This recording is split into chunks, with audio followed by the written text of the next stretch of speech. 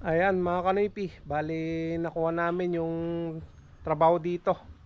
At salamat kay Sir Crisito Estepa ng Taiwan dahil pinagkatiwala mo sir dito sa amin ni Boss Peter yung pagtrabaho dito sa problema nyo. Ayan, ang gusto ni sir mga kanipi, papalitan na to, pati yun. Papalitan namin ng ng 82 gallon na tangke, yung pinakamakapal, tapos magpapalit ng 1.5 horsepower na na motor. Tapos yan, yung mga check valve nya papalitan din, at maglalagay kami ng istro ni Boss Peter para mas maganda pa yung higop ng motor mga kanipi. Boss? Boss, para matapos na. Tsaka may ibang project na naman. Ayun Para may susunod na project.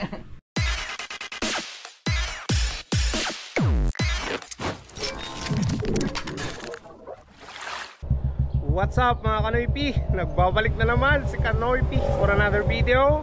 Araw ng Lunes. Ngayon na yung araw na pupunta kami ng Manawag dahil sa isang customer natin from Taiwan na si Sir Crisito Estepa. Ayan sir, pupunta na namin yung bahay mo at titignan kung ano yung dapat bilhin na materyales para doon, at i-update kita mamaya sir. So yan mga kanipi, samahan nyo kami ni Boss Peter na pupunta ng Manawag dahil sa isang customer natin na gustong magpagawa nung waterline nya, yung mag-install ng tangke at motor na naman mga kanipi. At pagkatapos nun na ma-estimate namin yung trabaho doon, pupunta ulit kami ng Pusurubio kay Sir Romel dahil may gagawin pa kami doon mga kanipi, at i-check na rin yung ginawa namin kung walang leak o walang problema, no? So maraming salamat pa rin sa inyong lahat mga kanipi sa suporta nyo, sa panunood nyo at sa no skip ads sa ginagawa nyo. Maraming salamat. So yan, pinapainit ko na lang yung makina ni Mia na makabiyahe na kami papunta dyan sa 7-Eleven para masundo si Boss Peter. Right? Mga kanipi, nandito na yung motor ni Boss Peter eh.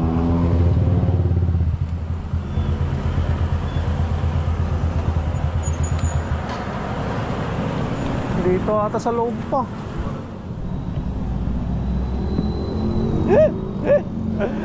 Sa kabila pala.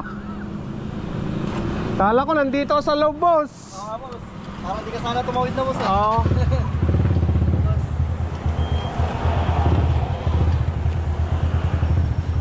Kala ko bumibili ka pa ng pang-almusal ba? Ay, boss. Mag-almusal na ako boss.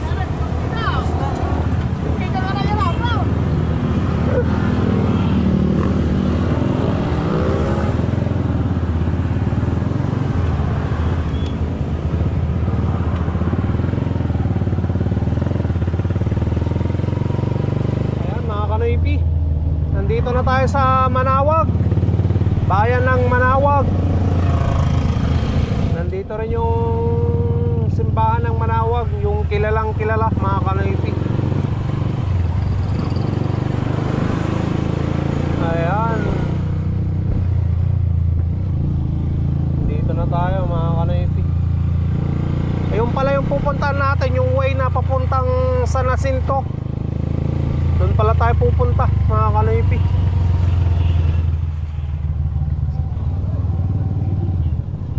Ayan, video muna natin tong mukha ng Manawag Church.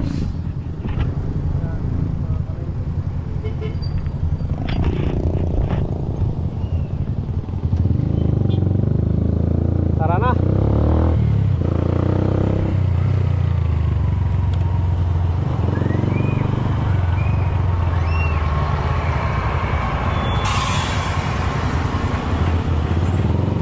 Sabi ni sir, yun pala yung dulo na barangay pupunta natin.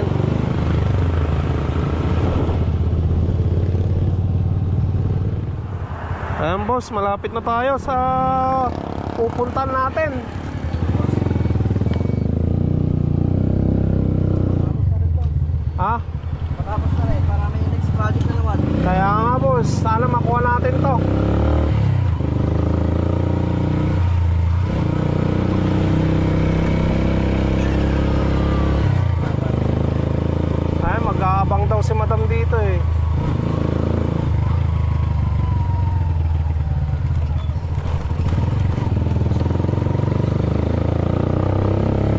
sir, dito na kami sa lugar mo.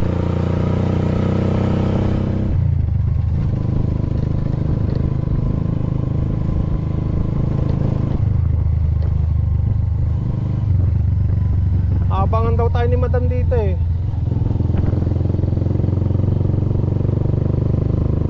Alright.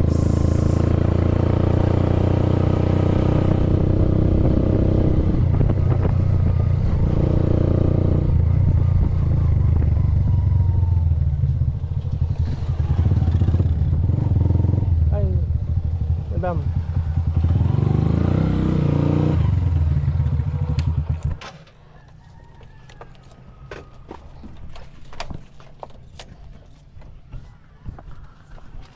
Check na lang namin, madam.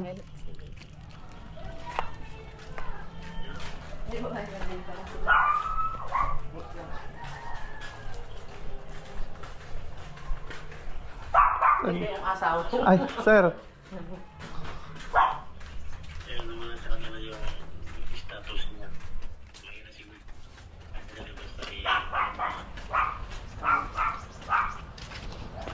Bali, dito dati yung tubig namin. Opo, madam. Ano, medyo black na yung tubig niya. Kaya Oh. gawa kami ng bago. Opo, madam. 4 point, tsaka kalahating ganun.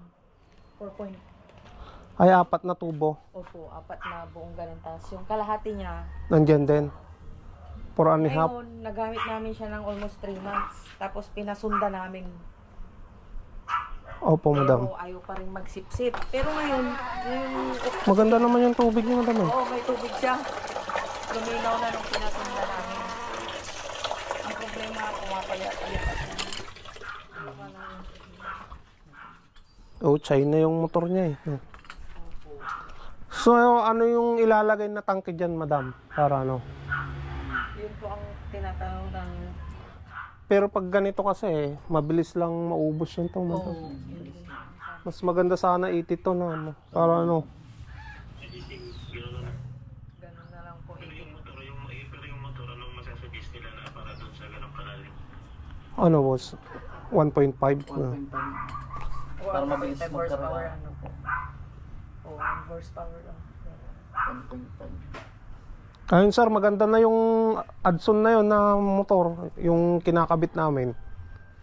Nakita nyo yung sa Puso Rubio. Anong quality nun? Walang problema yun. Oh, quality talaga yun. Ayan mga kanipi, bali nakuha namin yung trabaho dito. At salamat kay Sir Crisito Estepa ng Taiwan.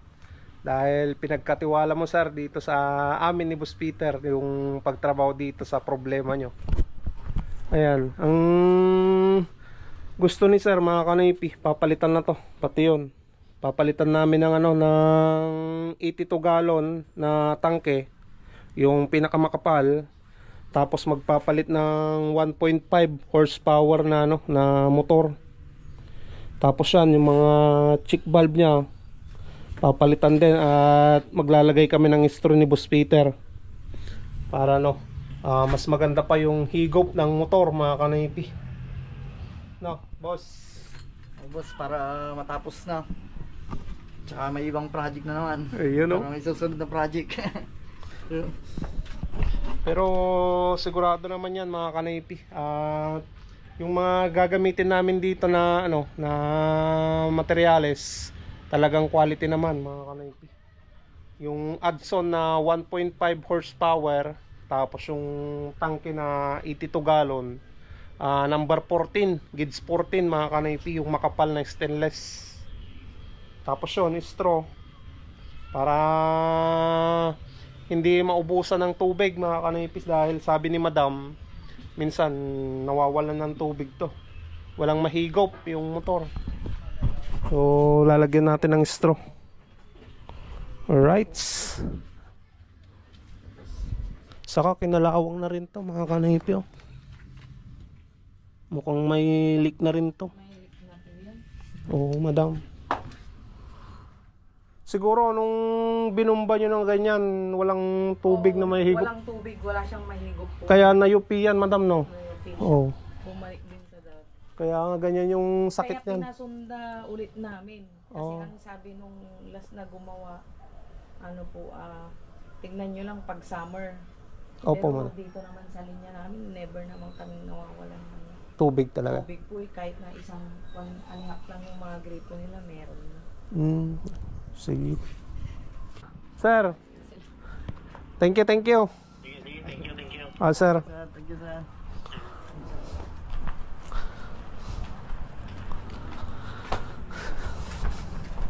Biyahe pa kami ng Puso-Rubio ngayon, madam. Check namin yung ano ginawa namin nung nakaraan.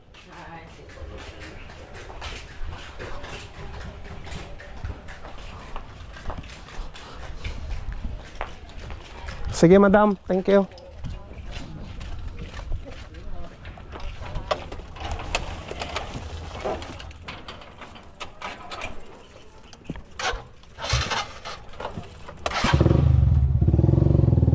Ayan, mga kanipi. Biyahe tayo ng ano, Puso-Rubio kay Sir Romel. Ayan, mga kanipi. Dito na tayo dadaan sa kabila. Daan tayo ng Lawak, Binalonan, Puso-Rubio na. Di na tayo babalik ng Ordaneta.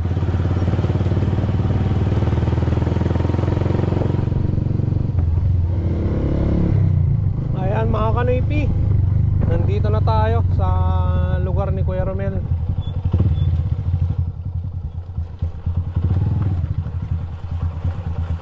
Oh, grabe, nandyan na pala yung mga gamit nyo. Yan ang proper tools, boss.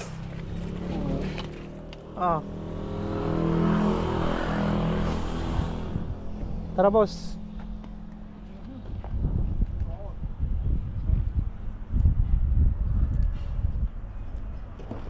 Ay, ano, madam? No. Ayaw po, madam. Ayan, mga kanipi, nandito na tayo. Nandun si Kuya Romel.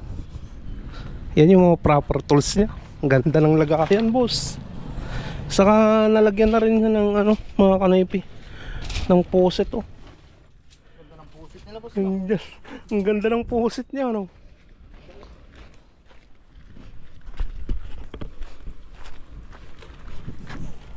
Ayan, sa baba pala niya pinadaan yung ano, mga kanipi, yung kuryente. Ayan, oh. Laki ng ano, breaker niya. So ito yung ano, yung hindi pa namin naayos. Ayan.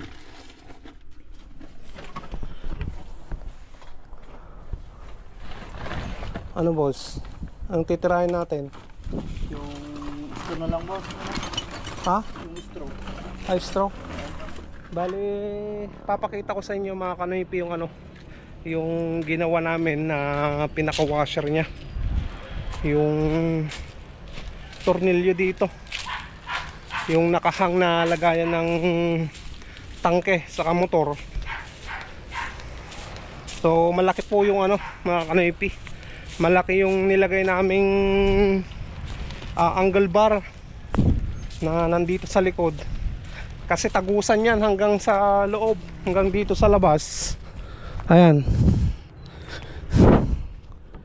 Kita nyo naman, mga kanipi. Yan, oh. Angle bar yan. Kasi tagusan po yung ano, yung tornilyo. Akala kasi nung ano, nung iba, naka ano lang, doon lang sa loob, mga kanipi, hindi nakatagos yung tornilyo. Kaya sabi nila na ano, na yung comment, baka katagalan malaglag yung nakahang na ano, lagayan ng tangke sa motor. Hindi po yan. Ganyan po yung sinabi ni Kuya Romel na diskarte niya, yung design niya. Ayan. Tapos dito, mga kanipi, hindi na yan gagalaw, mga kanipi, kasi nakatagos. Ayan. Bali dito lang kasi yung ano, yung pinalagyan na ano ng ito, angle bar. Sa baba hindi na. Kasi ito yung magdadala sa bigat ng ano, bigat nung patungan ng tangke sa motor. Yan, dalawa. 4, mga kanipi. Pero yung suporta na lang yan, yung nasa baba. Tapos dito. So yan, napakita ko na sa inyo mga kanoypi. So sana ayos na sa inyo, no? So punta na tayo, balik na tayo dun sa loob. Dahil magbubutas pa kami yung tornilyo ng tornilyo nung motor mga kanoypi. Hindi namin kasi nalagyan ng tornilyo nung nakaraan kaya ngayon lalagyan na namin.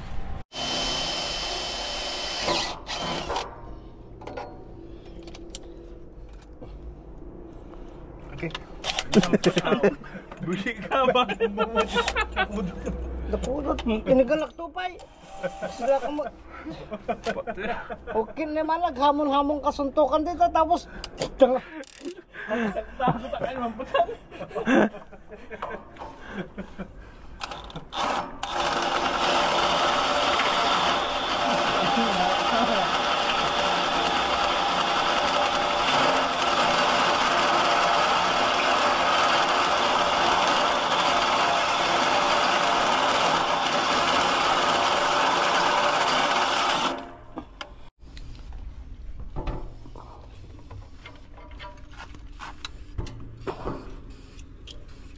Saglit lang, no?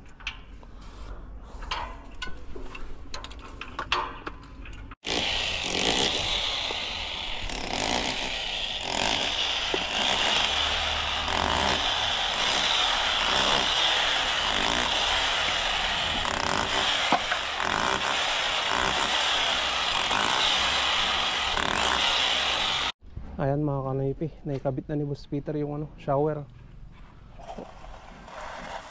Uy, yun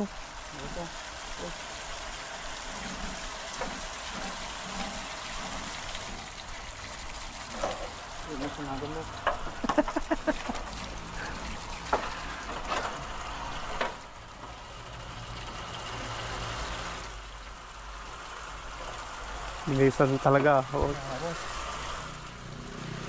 20,000 boss eh. 20,000. Try mo nga maligo, boss. Permanent. Ay. Pag-uwi ka na lang, boss. Pag-uwi. Pag-uwi mo na lang. Ayos na. Ayan mga kanoypi, kinakargahan namin yung tangke dahil naubos yung laman. Direkta muna namin sa sa saksakan mismo, sa extension wire. Ayan. Check namin kung may leak dito kasi binaklas namin kanina Naglagay tayo ng nagbutas tayo. Oh. So wala namang nag-leak. Kahit dito walang nag-leak mga kanoypi. Ayan. Ayos na. Ayan mga kanoypi, maayos na yung yung magagamit ni Sir Jan, yung pag-install namin. Ayos na yung water line nya, wala nang problema. Punta na tayo ng Ordaneta dahil bibili na kami ng ng tangke sa motor, mga PPR pipe, mga kailangan para bukas. Let's go. Ayan mga kanoypi, punta tayo dito sa FMT at bibili tayo ng ng motor saka tangke.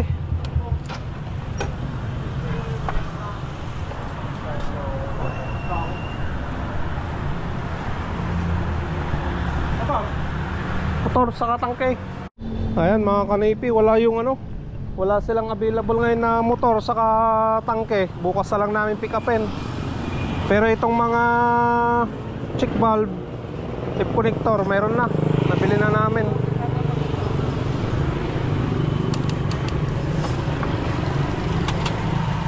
Punta tayo ng Megaben, bili tayo ng materials doon.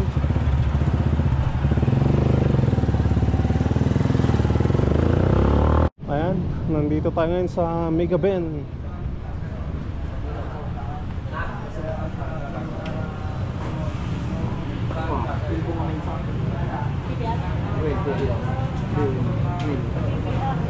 Ayan mga kanoypi, nandito na yung mga pipe, PVC pipe, tapos PPR pipe, tapos ito.